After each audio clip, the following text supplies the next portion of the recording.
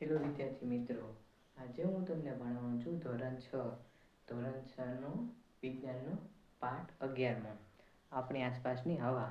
તો તેમાં એક સરસ મજાનો આવેલો છે આપણો પ્રયોગ. તે પ્રયોગનું નામ છે હવા જગ્યા રોકે છે. તો આપણે તે પ્રયોગને જોઈએ. હવા જગ્યા તો તે જોવા માટે આપણે પ્રયોગ કરવો પડશે. તો તે પ્રયોગમાં જોઈશે આપણે એક મોટું ટબ, મતલબ કે તગારા જેવી વસ્તુ, અને એક બોટલ અને એમાં પાણી.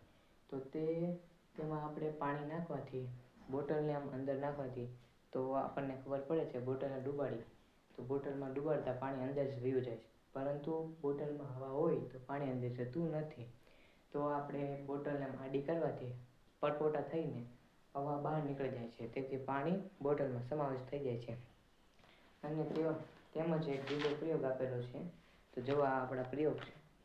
તો બીજો પ્રયોગ આપેલો છે કે ઢેફા ઉપર પાણી રેડતા કે જમીનમાં પણ હવા હોય છે.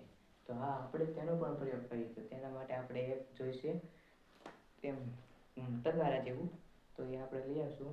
તો એમાં પાણી નાખવાથી અને એમાં જમીનના 2-3 ઢેફા લઈ આવશું આપણે, અને તે ઢેફા પર થોડું પાણી નાખવાથી તેમાંથી પરપોટા નીકળશે.